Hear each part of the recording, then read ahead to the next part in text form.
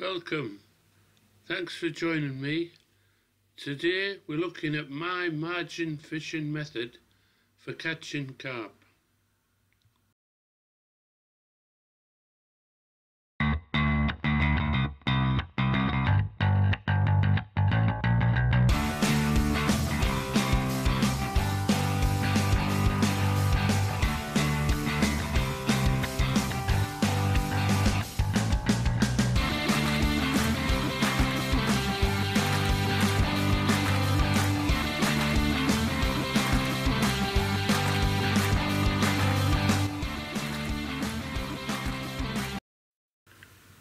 We are at Willows Lake, part of the Oaks complex, Sesse. It's a tree-lined lake, lots of lovely trees, and more importantly, lots of margin opportunities to carp fish. This particular day was very sunny, but the carp love to cruise in the margins most times a year. It's up to you to find where they are at each particular season, but hopefully this video will inspire you to have a look.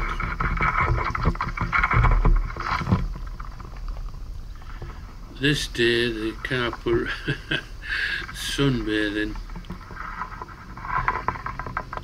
and when they're sunbathing they're not always susceptible to feeding.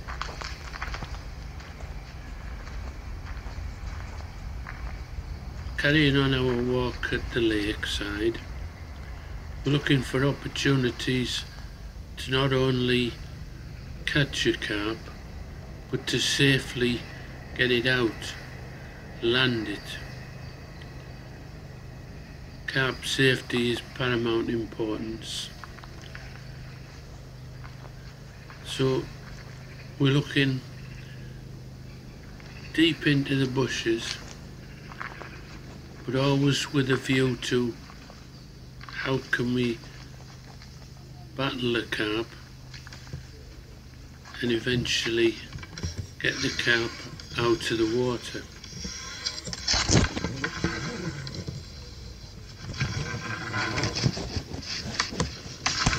Another look at one of our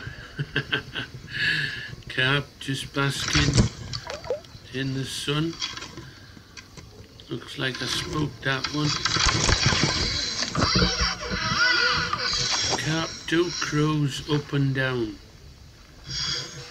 so they may well return. Here's the setup for today's margin fishing. It has to include filming equipment, of course.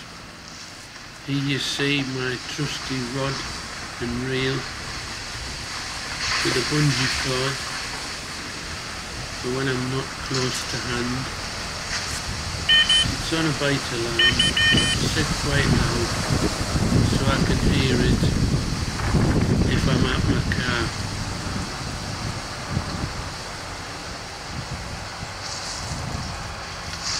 I'm never far away. There's no point in catching a carp if you're not going to land it safely. Belt and braces approach for safety of the griffin and the carp. These bait runner reels are fantastic. Here's a typical scenario where a margin bait is taken by a carp. This is my latest acquisition. I treat myself to a dwarf 6-foot collapsible 3-pound test curve rod. My Shimano bait runner reels. Very hard working, trusty, served me well over the years. Camera zoomed in.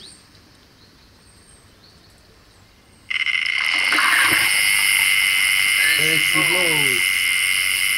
I guess she might say that fish on.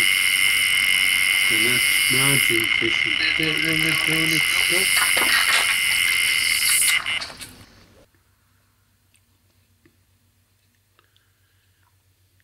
Here's another example. Margin approach.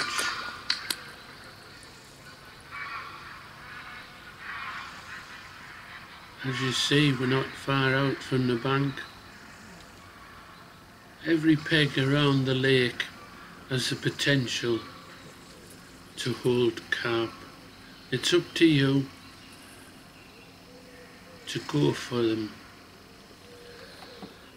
It's tempting to cast to the moon and back, but I can assure you, a lot of the day they're not far from the bank. Risking a blank, putting a rod in a margin spot all or most of the day takes some bravery. Nobody likes a blank when carp fishing, but trust me, they are there. Just have confidence.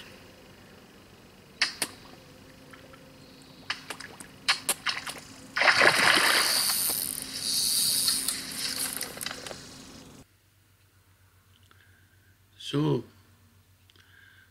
hope you're getting a taster for this margin fishing. Here you see I've moved my camping stool closer to the margin. I've decided to take it off the bite alarm setup and dedicate some time to watching and learning.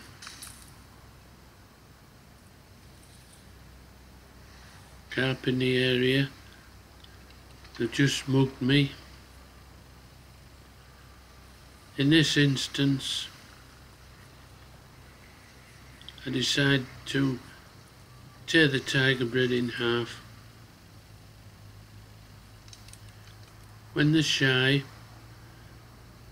sometimes you have to change your practices.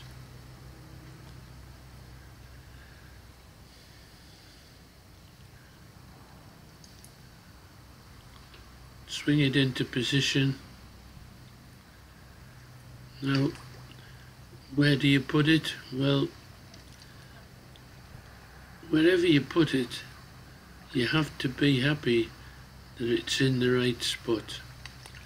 It's no good leaving it there all day if you're unhappy about the positioning. So don't be afraid to recast or reposition until it's just where you want it to be. Next to that feature or overhang. When you know they're in the area, and in this case I saw them moving up and down the bank with swirls, I could tell when they were coming to the area. It doesn't take long for them to cover ground. Even sorting a line wrap out. It's all part of a day's carp fishing. Don't let it faze you. Just sort the tangle out and get back fishing.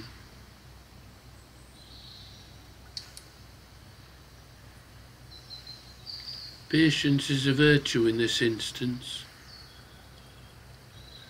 You're always looking for telltale signs of where the carp is, and there may well be multiple carp in the area. I'd already had one carp from this particular spot earlier in the day, So when I heard them moving about and taking freebies, I was encouraged, and here I am again for another one from the same spot.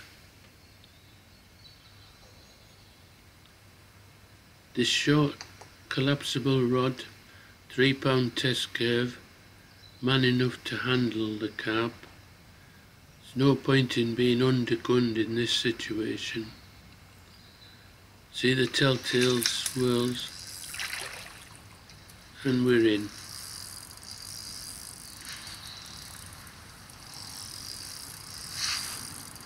Notice how I take care of my video camera on a tripod. Just kick it over, pick it up, put it on my stool nonchalantly where it nearly falls on the floor again. Now, I have to say, this carp was taking lots of line, and on reflection, the clutch may have been set slightly too light, because I did end up with a lot of twists in the line.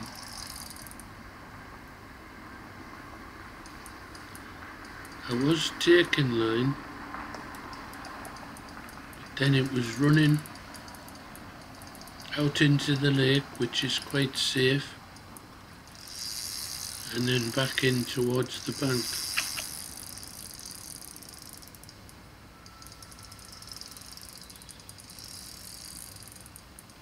I could have tightened up the clutch if I'd been switched on to the fact that it was possibly set slightly too light, but rather that than have it set too tight and lose a fish when it shakes its head.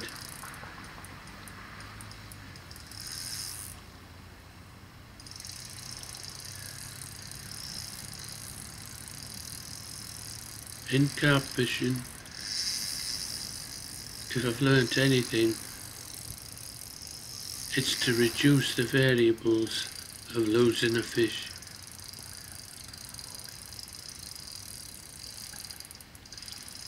Simple methods, simple tactics.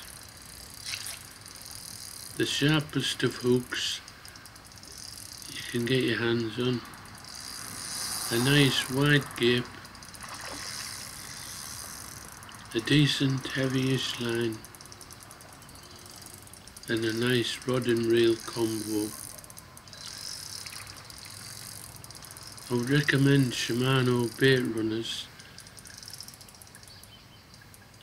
They've stood me in good stead.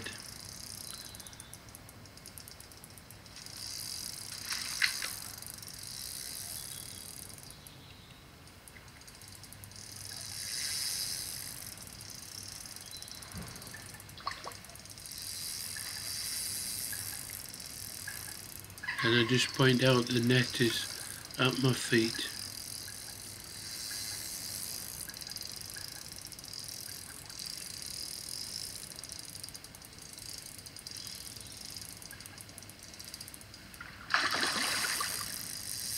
Still lots of life left in the carp.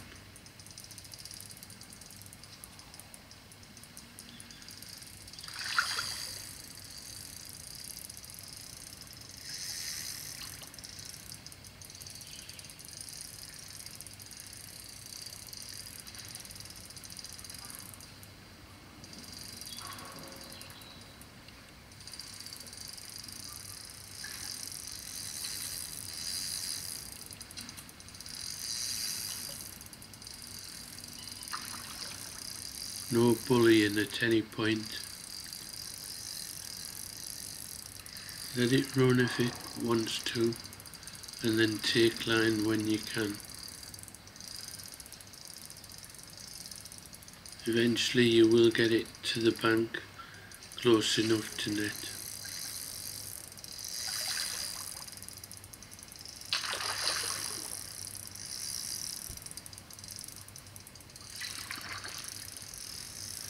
It's important to keep a little bit of tension on all the time with barbless hooks.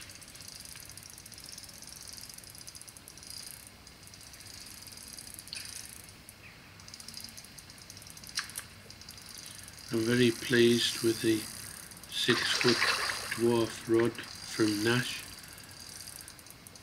£3 test curve, but it's a superb battle.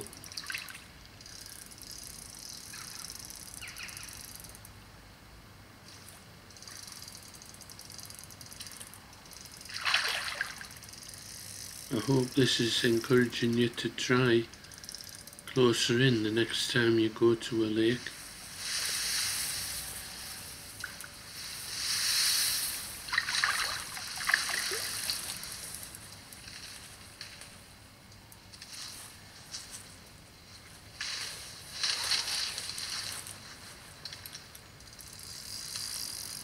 Nearly there now.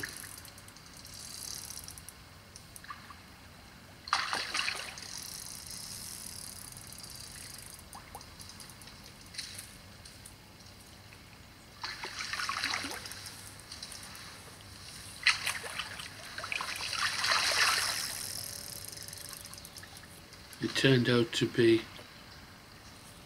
a common carp, just over £13.